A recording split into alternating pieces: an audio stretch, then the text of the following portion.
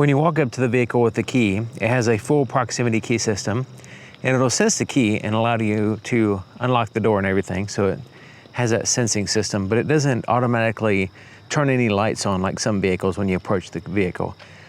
So let's go ahead and hit the unlock button. Now the unlock button will go ahead and turn on these approach lights here on the side, which illuminate the entire side of the vehicle. We also have some tail lights and different lights here, but mostly here on the sides. The interior lights are also on when you hit the unlock button. So having a very bright approach light helping you navigate the ground to get to the vehicle is excellent for off-roading. So if you're parked the vehicle out somewhere, there's rocks or sticks, there's branches, whatever, being able to illuminate around the vehicle using the remote is nice. So now we can, step to the vehicle, we can see pretty much all around the sides as we're entering. The headlight switch does give you the ability to turn off the headlights. So if you want the extra lights off to be able to, creep along for whatever reason, especially in off-road situations, you might want to do that. You can turn off the extra lights. So let's go ahead and turn on the parking lights. The parking lights are these white lights, and there's basically like a halo light with a line going through it, part of it anyway. And this is kind of retro styling because it's going for that retro Bronco style. And so yeah, it's functional, but it also has a cool aesthetic as well. And then the amber side marker here in the front is quite bright, and it's in a good location. There's a red side marker here in the back, and once again, pretty bright, and it's on the very corner, which is nice. So you can see right where the corner of the vehicle is. And then the tail lights are a nice deep red LED, quite bright. And they kind of look red or orange on camera, but they're a nice deep red color. And they kind of surround the tail light. And the tag lights are also on, and they're fairly bright as well. It's just a single light, just shining from the side onto the tag. Turn signal here in the front is amber in color and very bright. It's basically taking that horizontal line and replacing it with a flashing amber light. Now it doesn't maintain any white light between flashes. It just flashes a very bright amber light here in the front. It looks pretty cool, maintains the style and everything, and definitely gets noticed. So there's no turn signal indicator here on the side mirror or on the side of the vehicle at all, really. Now it shines on the ground, but as far as like any side view, doesn't have one here in the front. Here in the back, you can barely tell. But you can definitely see that because it's so bright, it shines on the ground, but drivers next to you may not, be able to see. If there's no side marker, there's no marker, turn signal indicator on the side of the vehicle anywhere, it would be better if it did had one anyway. So the turn signal back here is, whew, man, is it bright. Blowing the camera out, blowing my eyes out.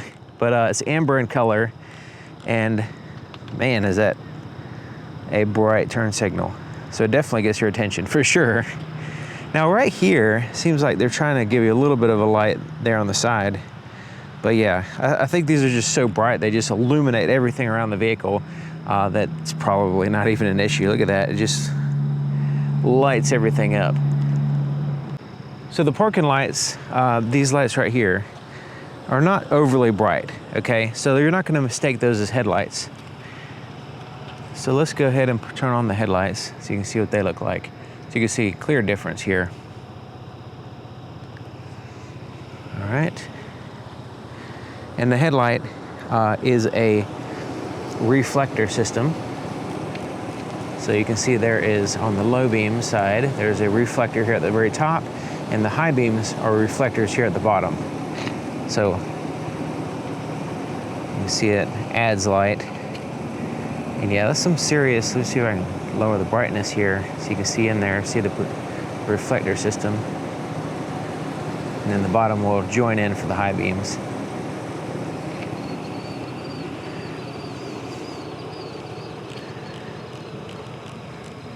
So stepping back here, reflectors usually don't have the sharpest cutoff, but let's just kind of step back here and see where the cutoff is.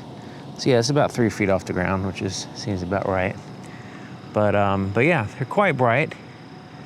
Even above the cutoff, they're a little bit bright, but they're not like, I mean, I could look directly at them actually, and it's not hurting my eyes, but still right back here, they are quite bright. So yeah, the cutoff isn't probably not very sharp. We'll see as we're driving, but it looks like they're a little bit bright above the cutoff as well. Okay, let's go to the high beams. There's the low beams, high beams.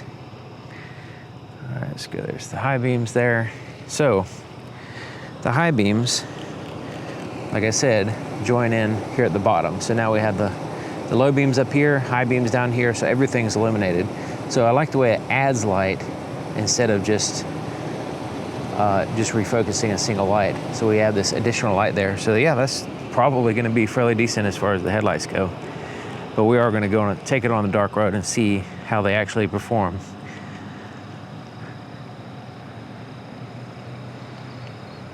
Now this is a off-road focused vehicle, so it doesn't have any kind of like fog lights or light bars or anything like that. Now, of course, you can probably upgrade those things, but from the factory, this is all the forward lighting you get. So hopefully these headlights are really good because, you know, off-roading, you will need good lighting. Ford has this, this lighting system called zone lighting, and you do have to turn the headlights off from the switch so that you can activate it here. And basically what it does is allows you to direct light in certain areas. So if you want light here on the side of the vehicle, but not anywhere else, you can do that. On this side, in the front, or in the back, okay? So I'm gonna go ahead and turn on all those zones so you can see basically what just happened. So the zone lighting will turn on lights here in the back. Now these are the reverse lights, and they are nice and bright and LEDs. So excellent reverse lights on this vehicle. Because they also serve as the zone lighting here in the back. So it illuminates behind the vehicle, but you can see the light here on the side is pretty much the brightest. And you can see it's able to go the entire width of the vehicle and some, you know, it just keeps on going basically, this zone lighting here on the sides and here in the front as well. So yeah, it's just everywhere here on the sides.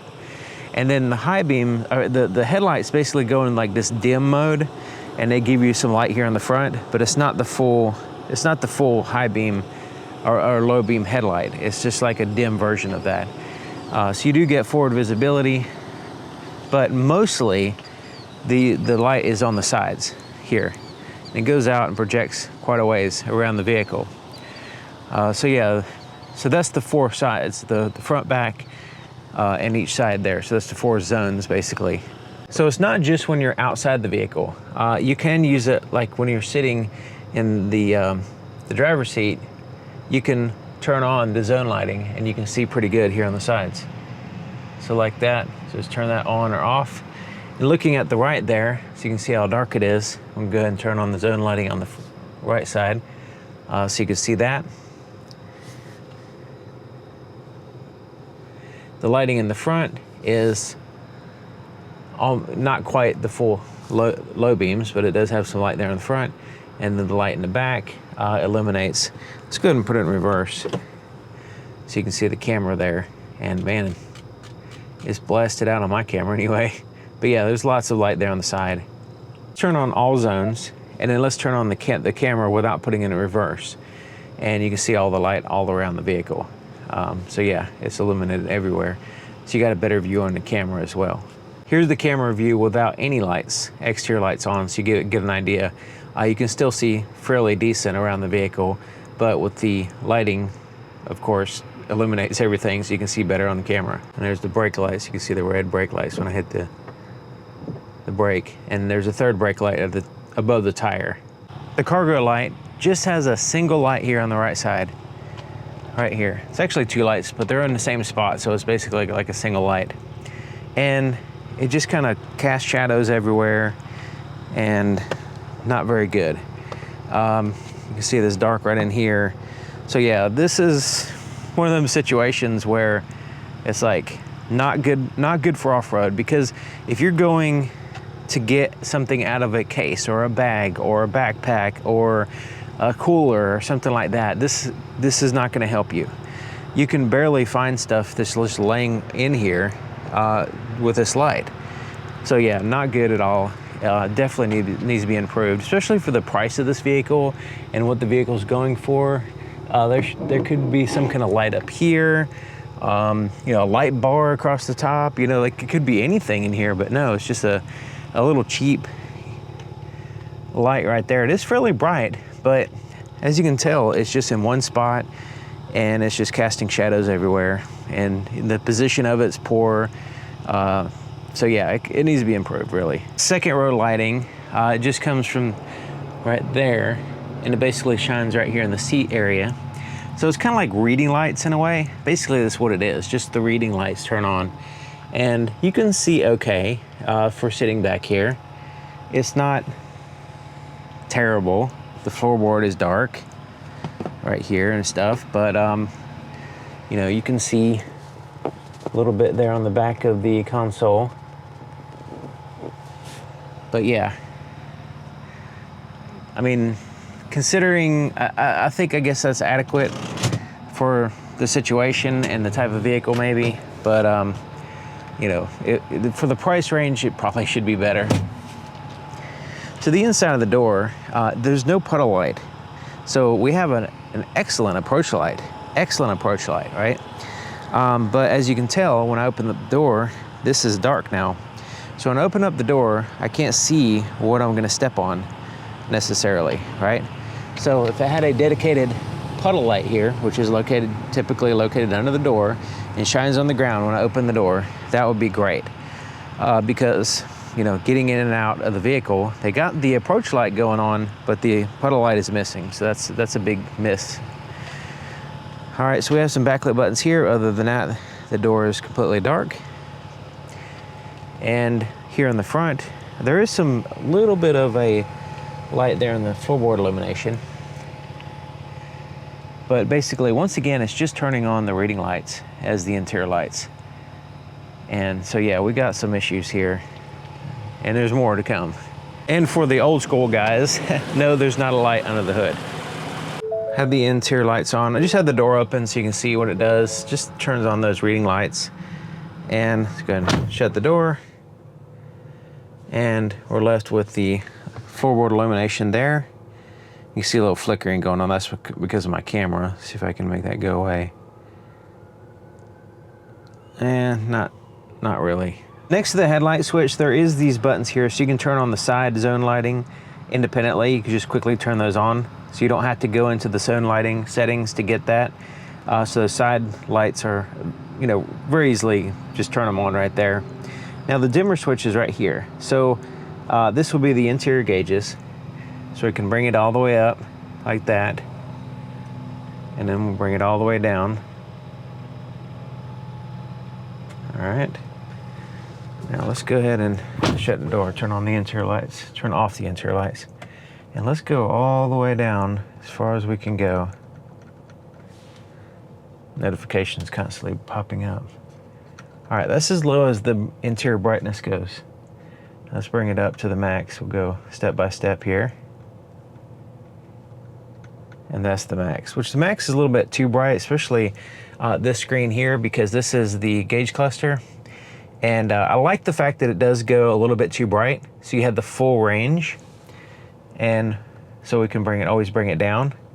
And since it is a screen, you know, the brightness level is very important for you to control. Some vehicles have like this auto brightness setting and it never really gets it right. So having direct control over the brightness is nice. I'm glad they did that. So yeah, it's the backlit buttons as well as the screens as well. I don't know if you noticed that. All right, so we have backlit buttons up here for the four-wheel drive controls, like sway bar disconnect and the front and rear locking differentials, that kind of stuff. And there's a screen, always looks good. And then you have the backlit buttons here. There's some USB ports that are backlit, illuminated. There's a pocket here, which is getting a little bit of light. You can see a little bit of light here.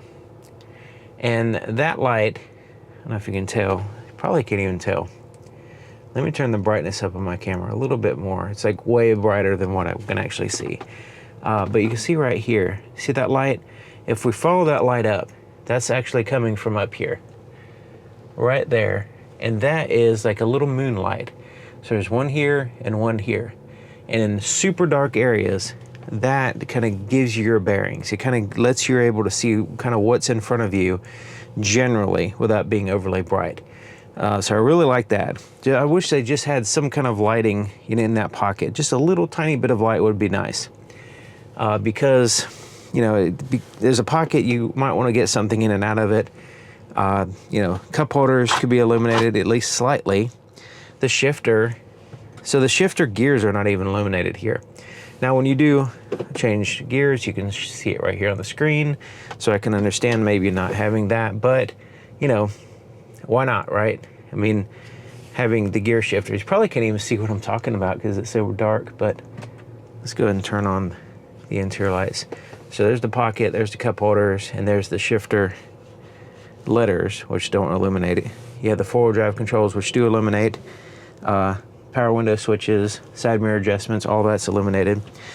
This pocket right here is dark, and even with the interior lights on, so I have the interior lights on, okay? This pocket is dark, there's no light inside, and even with the interior lights on, you still can't see in there. No light gets in here. So, you know, I got stuff in here, and you can't see it until you pull it up. So, that's a big miss. Off-road vehicle, you know, just think about it. You're gonna be in dark areas. All right, glove compartment, no light, okay? How much is this vehicle? It's not a $30,000 vehicle. It's not a $20,000 vehicle. It's a $75,000, $80,000 vehicle, right? So no light in the glove compartment, no light in the center console, you know, and it's an off-road vehicle. Another thing to consider. Okay, so up here we have backlit buttons, and the button for turning on the interior lights is like really, really small right here, and it's backlit, but you can barely. I mean, if you're back here, you can't even reach it. So you have to lean forward, and then you squint your eyes, and you can barely tell that's the right one. This is for the reading light on the left. This is for the reading light on the right. And then if you want to have the interior doors, the doors open without the interior lights turning on, you can turn that on there. But you kind of have to squint to see them because they're so small. You have a bunch of auxiliary switches where backlit illuminated, so you can add some extra lights if you want. Probably have to add interior lights, I guess, as well. Now the visor does have a bright light and a mirror. Now these are, you know, they're kind of warm lights.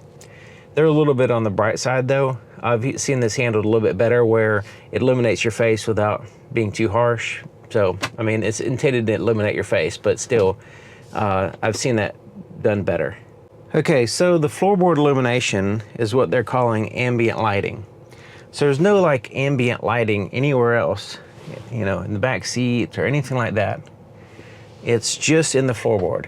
So we saw the lights in the floorboard. I turned up the brightness so we can actually see now, and I had the brightness on my camera as well. But here's the different color options. So we have like that pink, we have a blue, a green, a red, a light blue, kind of orangey, and then like a teal color. So let's go to, that red is pretty cool. I guess we'll just leave it on blue, I guess. I guess that's like a, kind of like a purple blue, I guess. Let's go to this blue, see. Yeah, that's a little bit more blue. But yeah, so ambient light is actually just floorboard illumination, basically. It's kind of funny.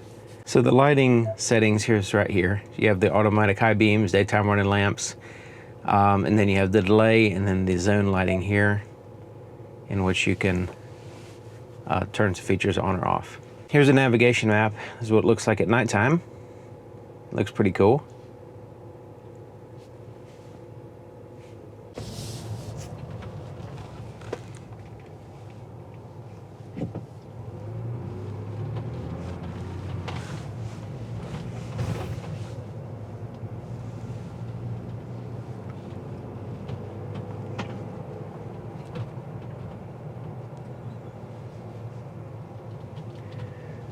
The turning radius is really nice. You can turn in very small areas. This is great for off-roading or just parking in general.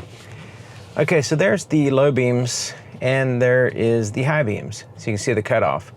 Now you can see that the cutoff isn't like super sharp. It's kind of a little bit jagged, and there is a place on the oncoming lane in which there's a shadow. That's normal. all vehicles have that. But we'll see how that lines up and just the overall, how well these headlights work. So far, they look good, you know, like just looking at the design and everything and just here in the parking lot, they look like they're gonna be good headlights. But sometimes it fools you. So we'll see what it looks like on an actual dark road.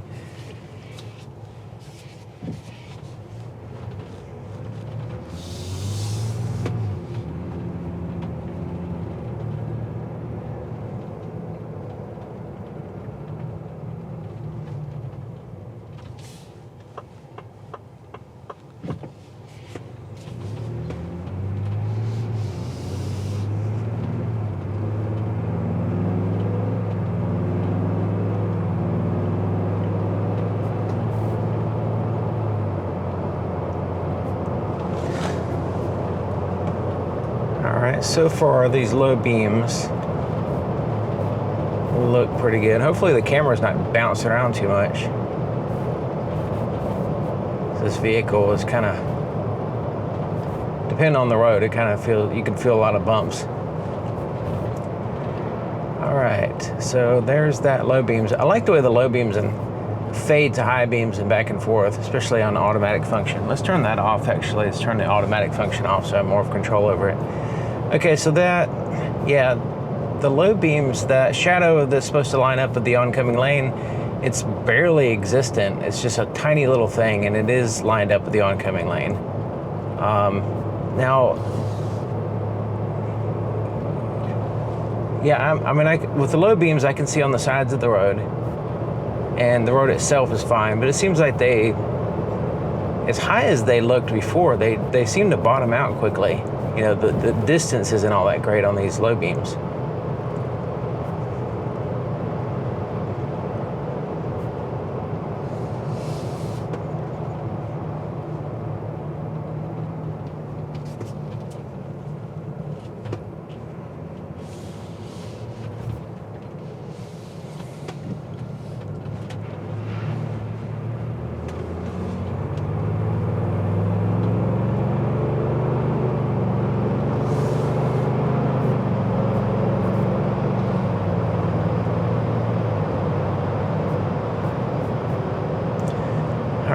So this is a little bit darker down here.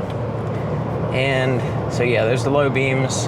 I would say the low beams are just kind of adequate. They're not really special. High beams, now that's better. The high beams definitely look a lot better. The distance is great. The height is good. I can still see on the sides of the road great, but it's just adding, the high beams really add a lot to the whole picture here. You know, we have, you know, like I said, kind of adequate low beams, but I would say the high beams really kind of make up for it here. These are pretty good. That additional light that turns on, and so it's technically 4 projectors now eliminated. So yeah, the distance is really good with these high beams, and just overall, there's a little bit of patchiness, but that's to be expected, you know, for reflector systems, especially only 4 of them. But yeah, that's pretty good. The distance on the side and everything, and we can not use the zone lighting while we're driving at high speeds. As far as like the side lights, it's just going slow only. But yeah, it's looking pretty good. Like I said, hopefully this camera is not shaking all over the place, because this vehicle is, it's just not really a steady vehicle, you know. It has that suspension that's for off-road. And so yeah, hopefully we got somewhat of a steady shot so you can see what's going on.